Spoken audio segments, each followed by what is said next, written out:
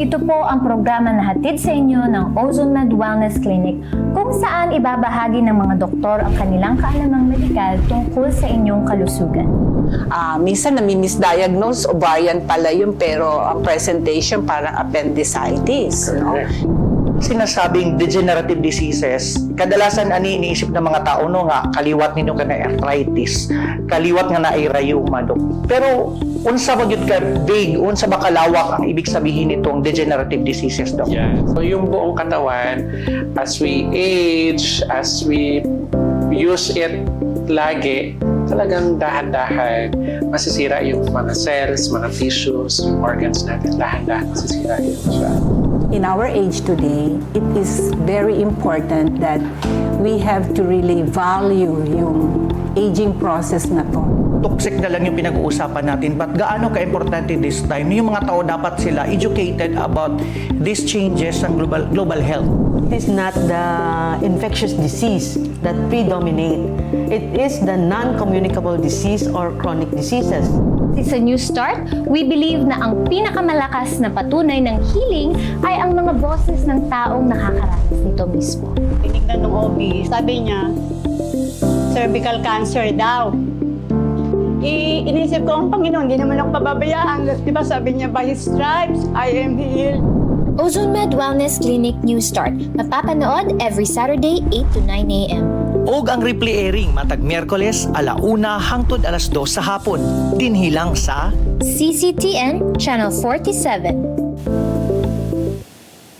Mahigala inyo nakita ang teaser sa Ozone Med New Start Health and Wellness nga mag-celebrate or magsugod na sa ilahang season 4 karong next nila nga season. Unya, joining us today mga higala aron sab Sir Gian hatagan ta og dugang mga impormasyon kabahin sa unsaon nato pagpalig-on ang atong lawas no. Ania sa ato ang studio karon ang host sa New Start Ozone Med Health and Wellness Talk season 4 na karon nga si Sir Jury Mirafuentes. Nya joining us po Sir Gian through Zoom, via Zoom, kay nakadaog ang online vote diri sa atong studio this morning, si Dr. M.I. Aguinaldo, ang physician in charge sa Ozone Med Wellness Clinic Cebu. Good morning kanatong tanan. Sir, good morning ya. Good morning kang Doc.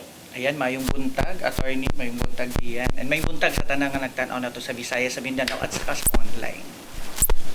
Okay, so madungga na ta ni Doc M.I. karon. Good morning, Doc M.I. Adara. Good morning, Doc. Ayan.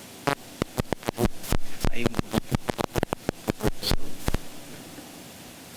Medyo dili may makadungog kagiyan. Okay, ito is siguro natin yung mga ginagmay nga mga adjustments si Doc M.I. So Ato sang itarong ang ato ang connection Sir Gian, but why we want to start with Sir Jury no karon. Sir Jury nganong what brought you here? Nakita naman ta na to mga several months ago for I think your last season. So what is new about this season of Ozone Med New Start Health and Wellness Talk? Okay, actually mas iba na ni siya. This is our season 4 and kung sa other season yung mga basic cancer lang ang pag-uusapan. But this time, among gitapok ang tanang mga questions sa mga possible topics nga gikan mismo sa pasyente at the same time sa mga feedback nato sa previous season. So this time mas broad na hindi lang pinag-uusapan mga cancer ngayon. Pag-usapan yung daily sickness natin that mauwi or maadto bitaw sa mga sakit na dinagko. So ang kanindot lang po ani ang mga doctors nato, ang preparation kasi nito, ang doctors nato magpe-present sa management na ito yung topic na i-discuss nila based on the collected na mga questions about sickness. So meron tayong degenerative diseases, ano ba mga hinungdan sa high blood, sa diabetes. So ato na siyang gitackle into the deeper root sa talaga sa hinungdan sa sakit. That's good, Sir No, kay at least karon murag mas mapalawman pa ninyo ang inyong information campaign alang sa ato ang mga viewers unya kay of course for the past 3 seasons dili man kaayo in ana ka in-depth. So you're trying to tell us nga that is what is something new sa inyong season. Yes, sir. And since grabe naman ang health education nato, so as gani ikaw ang host from season 1 and karon season 4 na, so why do you believe nga through health education and wellness awareness are more important today, especially na nga nagkagrabe na ang mga lifestyle diseases, especially mga sakit-sakit nga maapektuhan na nga to mga cells, ang regeneration, di ba? Why is it important ang health education? Actually, karon kasi, pabata na pabata ang may sakit. As early as 17 years old na may cancer. So, meron tayong mga pasyente na 24 years old, stage 3 na yung cancer. So, mas, nandahil siguro sa lifestyle, kasi iba na yung generation natin eh. Sa mga generation namin, siguro I'm older than both of you, no? So, sa generation kasi namin, parang wala tayo ng mga bench watching. Karon kasi, naglingkod lang ka, sedentary na, so nagkasakit ka na. So, marami ng mga bata na may high blood as early as now. So, ang amo lang yung gusto ipaabot dito sa Ozone Med na ikaw dapat nagsugod na sa imuha ang pag-alaga sa imong kaugalingon. Nagamay nga gani maramdaman nimo, imo na ipa-check up. So gusto na muna ma-educate ang tanan na dili ibig sabihin sa imong pananaw gamay ra bati na normal na ni nga hangakon ko. Among ipapasay sa among discussion na kung naa na kay nakita na something dili na siya normal sa imong gibati, na po na something nga dapat nimong ipa-check up. And at the same time, na marami na rin tayong mga misinformation ng mga daghan na sa social media no na maraming nagdoktor-doktoran ng mga content. Sir. Daghang mga napailang mga doktor online. Doon na surgery. Nagturo-turo sila, nagtudlo sila nga kanang mauni mong buhaton, pero dili sila medical professionals. So, ang among emphasize po dito na dapat makakuha kag information through sa medical professionals talaga kung unsay angay buhaton. So mo ni amo ang campaign karon, ni among advocacy na sana bisan pinakamaliit na tao, pinakabatan-on nga tao hangtod sa pinakatiguang, inform sila na ang sakit hindi basta-basta nga makuha nimo ang pagpatambala na kang for example mag-video si Gia na mo ni akong gibuhat kasi lilahi ang tao eh. Iba kung giubo ka ni imong giinom ka ni unya di ang imong ubo nilaw na din mahubak na day na. So di ba iba yung ano. So yan lahat ng yan manggagaling sa ating mga doctors, and our doctors really studied well sa topic nga i-discuss nila. Even nga sila mismo na sila kaugalingon yung slide nila talaga nandun yung mga notes, even mga reference sa ilahang isulti sa ato. That's good. No, I don't know. Available na ba si Doc MI? Okay na ba sa atin, Day? Kaya kung wala pa. Ayan, si Doc. Hello, Doc. Hello, Doc. Can you hear us?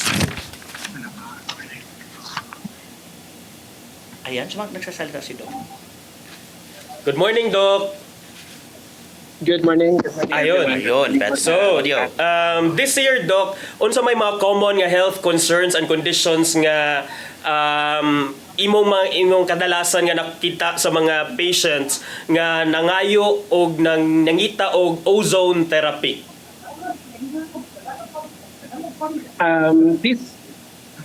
This year, marami tayong nakikitang mga cancer. Aside sa cancer, kasi ito talaga yung pinaka bread and butter natin. Marami kasi tayong pasyente sa Cebu and also sa Visayas region ng mga cancer. Pero meron din tayong mga related diseases like yung chronic inflammation, yung mga sakit na ang dahilan ay stress, fatigue, o yung napapagod lagi, mahina yung mga immune system.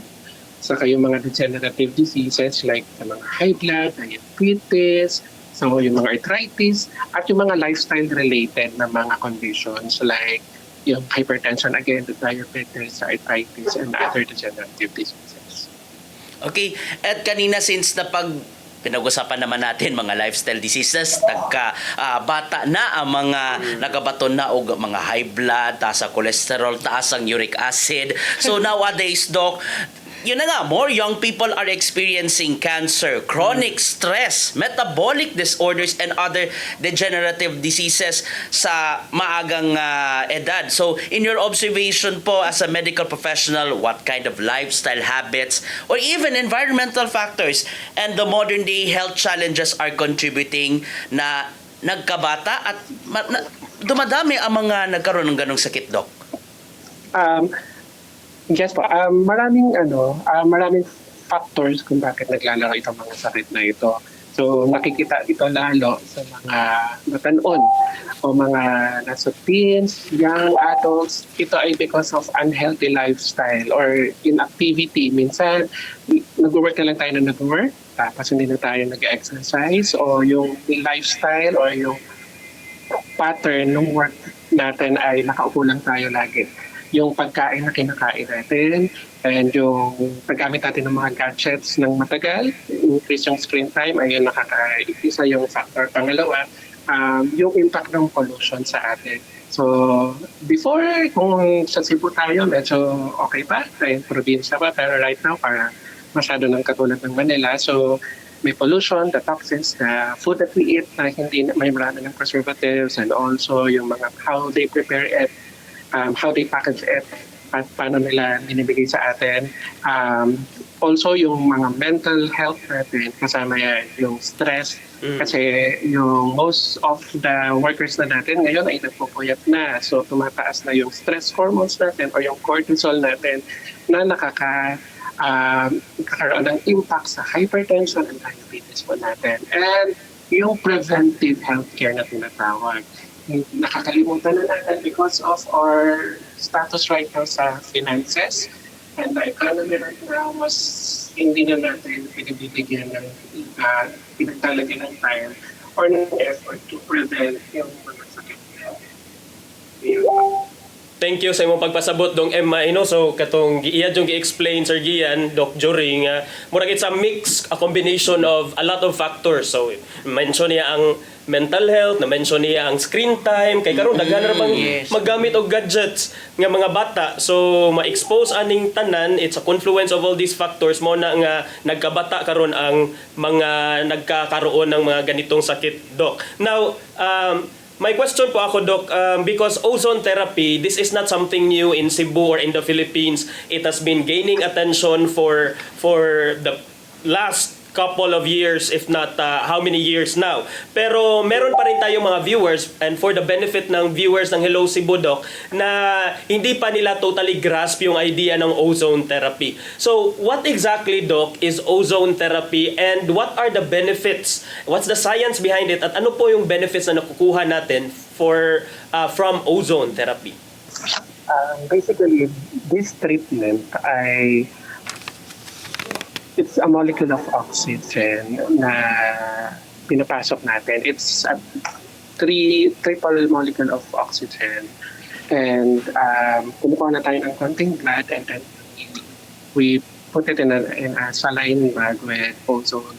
And then we put it back sa katawan ng patient. So it increases yung oxygen utilization, the blood circulation, yung repair.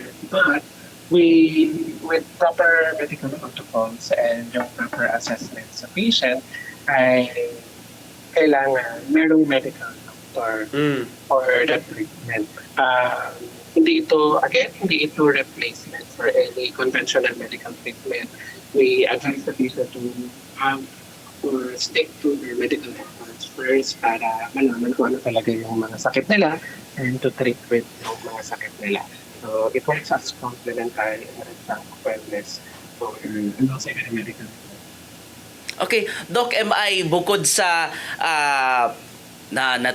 bukod sa the medical ozone therapy na isa sa mga pambato ng Ozone Med, which is na-try ko at once. Ay, wow! Oo, na-try ko yan at once. And Ambassador yarn. in fairness, parang feeling after I tried that type of therapy, parang, di ba, umidip lang ako sandali while I was undergo therapy. Parang paggising ko, parang nakaka-fresh, nakakabuhay ng pakiramdam. At may nabalitaan nga ako, Doc MI, na may siguro mga konting pa-upgrade na makakatulong lalo na upang maiwasan ang mga degenerative diseases o yung mga sakit from the cells. Would you share us kung ano ang mga upgrades na pwede ma-experience ng ating mga clients and ng mga patients sa Ozone Med, lalo na dito sa Cebu? Yan. So, maliban sa ito, meron pa tayong mga insufflation na tinatawag kung saan directly i-infuse yung ozone sa mga butas ng katawan, directly malapit doon sa area of concern po natin. Second, we have the high-dose vitamin C and glutathione to increase yung immune system natin. Yung mga pinatito ay yung mga product natin ay FDA approved. So, and also yung guidelines natin. And also, yung mga wound healing, na bagging, meron pa rin. And upcoming na rin yung mga high blood natin. Yung, natin, iron capsule kung saan ilalagay natin yung pisan sa yung buong katawan na ilalagay natin sa loob para mag-focus yung ozone sa katawan po. So yun yung aabangan natin sa Visayas area. Okay, thank you Doc MI nya. Balikan ka na mo karong taod-taod Doc. Ari sa amin ni Sir Juray. Because you have been hosting Sir Juray kaning wellness talk show na to. Diri sad sa CCTN ninyo makita.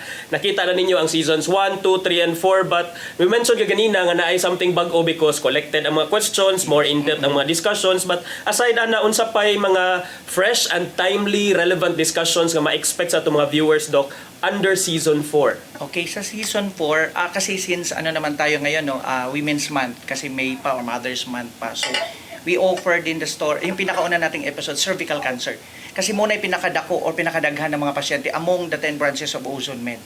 Ang cervical. Ang cervical cancer, din sumunod na yung breast cancer. Yung cervical cancer kasi, according to the discussion, yung mga neglected lang, kasi sakit lang, nag-bloat lang, akala mo, nagsakit lang sa tiyan, di kabagan. So, muna yung pinaka-importanting topic, which is kasama talaga si Dr. Rio. Kasi siya naman talaga nagdala ng ozone therapy dito sa Philippines. And the second is the degenerative diseases, yung sinabi ko na talagang pinakabata na sakit na high blood, i-discuss din yan.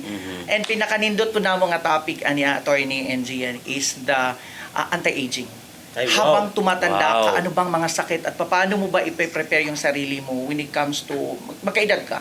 Diba? Kasi minsan kasi neglected na to no, na magkaedad ka, parang okay lang yan, rayuma lang yan. Pero nagkakaibaw din na nakay bone cancer. Diba? May mga kasagaran ng sakit sa lalaki, prostate cancer, pero naapa din na siya ka ng hinungdan nga sa imong aging, di anay mo nabantayan. So mo na pinaka-importante nato. So anti-aging, talagang interesting yung anti-aging. Kasi syempre pareho tayo na yung mga ginikanan, parang ay si mama kaya may ganito, si papa kaya may ganito. And then we have also pinaka-importante global health. Isa sa pinakadakong nga topic namo ang global health namo because we discuss about mga sakit ng mga seaman. Kung natin mga kapamilya na Daghan na bata. Daghan na labs pa sa Cebu, di ba? Mga sakit sa mga nasa factory. Kasi marami tayong mga factories karon kanang mga dilata, mo mga dilata. We have a lot of factories diri sa Cebu. So unsay makuha mga sakit sa mga construction workers, kanang mga nagpintura, tsaka mga sakit po sa mga call centers. So even nga we discuss about mga sakit sa mga teachers kasi syempre iba yung babad ka, exposed ka sa hindi lang sa mental health mo sa mga estudyante. So kanatanan amo nang gisulod ani nga season. So makarelate kada episode tanan mula bata hanggang matanda at mga ginikanan especially nga kana mga ginikanan nga neglected talaga sa mga tatay especially no. Kung naigibati set aside muna kasi syempre ako ang padali pamilya. So gidiscuss na namo kung unsa ka importante nga dapat mag-focus ta bawat isa in the family for your health. That's great. Nindot na Sir Gian, no? Kay at least kining covered ang tanan nga talks ba. And then ay mga bag-o nga topics sama sa imong giingon nga katong global health, nya dayon kining ang kato sa mga sakit-sakit sa mga specific nga industries kay daghan na batang mga factory workers etc. og kining mga seaman na to. And more testimonies sa pohon, di ba? Yes, daghan kay tag mga testimonies and hopefully no dinhi sa Visayas ug sa Mindanao makakuha po tag mga nindot nga testimonies kasi actually natin mga testimonies dito kaso lang yung mga pasyente nato dili pud mo sugot bitaw mauwaw sila nga magpa-video. But we have a lot of testimonies mula sa breast cancer, we have colon cancer, pancreatic cancer ng mga patient na mag-testify. And yung mga testimonies nato gikan nato sa other branches nato ang atong ipakita para makita nila that we are covering kumbaga Ozone Med covering the nation with education about health. Yeah, but the thing about medical well-being surgery is it's quite intimidating especially sa mga for example katong mga ordinaryo natong viewers no sa Hello Cebu. So how do you make sure nga ang atong gipang-discuss sa news ato ang talk show Sir Gian masimplify na Sir Juray masimplify na to siya into simple concepts nga digestible sabotable sa ato ang mga viewers? Actually sir, because before ni gi-present sa atong mga before nato i-tape ni ang atong mga doctors nag-discuss talaga sila among each other na mas kumbaga yung explanation nila is into the level of parang nag-consult. lang sa pasyente. Yeah. Wala tang mga jargons na mga malalaom ka, yung mga scientific name ng mga sakit name. Wala lang. And ang kagandahan lang dito because sa Ozone Med Manggod, protocol may pagpasok mo pa lang sa among clinic, guided na ka even sa pagkaon, sa imong daily activities, sa imong supplementation, even your prayer time, even your sleeping time. So, kanitanan, gina-inject na namo sa among topic para mas madaling masabtan. Sabi ko nga, bisan bata makasabot ani is because wala mi mo gamit og cervical cancer lang kasi minsan magagamit na mga may mga tabis o something wala ta para makasabot lalo na syempre naman no hindi kaya nga we educate kasi dili na puntanan no medically knowledgeable about medical terms. So mas sayo na ni sir bisan imong anak makasabot ani. And even my son no nagtan-aw siya sa habang nag-edit yung mga editors napapanood sabi niya, ganun pala yun. That's right. Gumagano yung anak ko. So, kana gyud at least sabotable sa tanan. Yes. And especially to those sa mga tao nga wala gumikan sa kabisi sa kinabuhi wala day sila kay bang na day sila underlying diseases. Yes. Kaya nga Balik na kang Doc MI. Doc MI. Yes, Doc. Sa mga viewers na to, Doc, nga gusto maka-cut-on pa no about aning preventive healthcare, wellness o ozone therapy na to, why won't you invite them, Doc, sa pagbisita sa atong mga clinics around the Philippines? Ayan. So, mga kaigsuunan, you have to visit our clinic at BPI Corporate Center, 12th floor, 1207, near Ayala Metro. And you can visit our Facebook page and the YouTube channel. So, sa Facebook page, pwede po tayo mag-message po doon. Ang available na time po natin ay Tuesdays to Saturdays, 8 p.m. to 5 p.m. And we're gladly to assist you. Alright, and hopefully For sure, bisitaon na ang inyong mga clinics, Doc. Yes. Especially sa mga testimony sa atong mga kaigsuunan nga they really felt better after several sessions. Sir Gian, para sa maayong panglawas yes, yun. maayong panglawas. Alright. And surgery, why not at di ba katong mabantayan nga sa ato ang lower thirds na ay QR code, would you share to us on sa maning masinanay surprise? Ayan, sa mga magtanaw, Here. nga nagtanaw kamo karon na may makitaan kani. Ayan, nakita ninyo. Here. Nga QR code, ayan nandun. Kung inyo nang scan mo, naamoy makuha nga privileges o mga discount nga ihatag ini sa Ozone. Dili ko Gcash. Gcash.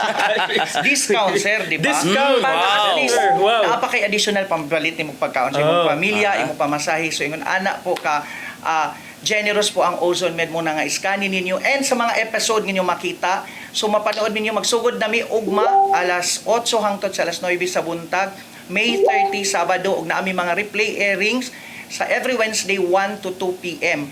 So inyo nang atangan kay bawat episode namin makita nga QR code, mag-scan lang mo ana, adto lang mo sa Ozone Med Cebu, Ozone Med Davao o Ozone Med Bacolod. Sagot na namo ang inyong mga special gifts sa mga discounts para po kami makatabang umahimong blessing ninyong tanan. Wow. As a preview, would you share, since mag-premiere naman data, if I'm not mistaken, tomorrow na, would you share to us, very short preview sa may angayang atangan sa episode 1 sa season 4. Ugma, naghinapos ang Mayo, May 30 tomorrow, cervical cancer itong pag-usapan. Wow. So invite your mga nanay, mga ate, mga tiya, kay para nila ni nga episode. And syempre, no, para sa buong pamilya, para aware po sila, kung silang buhaton kung one of their family members na ay cervical cancer. So para guided po sila. So muna angay nilang atangan ugma and we have good testimony nga ipakita po namo ugma. And syempre, dahil pilot ugma ang among mag-scan ugma, mas additional pa nga makuha pa mga merchandise nga ihatag nila. Ay, wow. Ay, Very nice. exciting. So, I hope nga daghan na itong mga viewers dito sa CCTN. Unsay time slot ninyo dito sa CCTN? Every Saturday, 8 to 9 a.m. and then replace on Wednesday every 1 to 2 p.m. Okay, so ato ng atangan mga higala. Daghang salamat Doc MI Aguinaldo joining us via Zoom niya Sir Juray Mirafuentes for gracing our show today og paghatag og dugang impormasyon, mga knowledge sa ato ang mga viewers dinhi sa Hello Cebu kabahin sa unsaon nato pagpalambo ang estado sa ato ang panglawas. through ozone med therapy o guban pang mga practices. Sir Gian? Okay, thank you so much. And Doc, anything to any last words before we we finish our ato ang live interview? Anything Ayan, any salamat reminders? sa pag-invite sa akin kahit live sa clinic. Just be healthy and continue to watch our Facebook and YouTube channel for updates. Marami kayong matututunan doon. Okay. Sir Jeray, any mga reminders? Ayan, we're so blessed din kasi si Doc MI, ang doktor na to, naana siya everyday sa clinic from 10:30 to 2:30 p.m. Wow. So, The doctor is in always. Is in always. Saka ang kagandahan lang, hindi lang ibig sabihin magpa-consult ka karon, hindi na ka pwede may istorya ng doktor. Kasi ang doktor, while you have a treatment, nana siya, mo guide mo, makikistorya nimo. So yun anang among advocacy. And I hope lang kanyang tanan na makatabang, meaning among advocacy na makatabang sa inyo to know more about ozone therapy and ozone and other services sa Ozone Med. Please visit our branches sa Cebu, Bacolod ug sa Davao City. Right, thank you so much, Dr. M.I. Mercado. Yes, Dr. M.I. Aguinaldo from live via Zoom. And thank you so much, Sir Jeray Mirafuentes. Best of luck sa ato ang season 4. Magkita-kita ta sa clinic. Ikaw na lang wala pa ka-ato, attorney ha. Pohon. Oo, ikaw mo balik ka. Why not? Onya magpaabot ta ng season 4, unya dayon for sure na apay mga dugang seasons ana ato ng atangan. At this point mahigala atong tan-aw nag-iandam ni Tatay Dodong nga pulong og kinabuhi.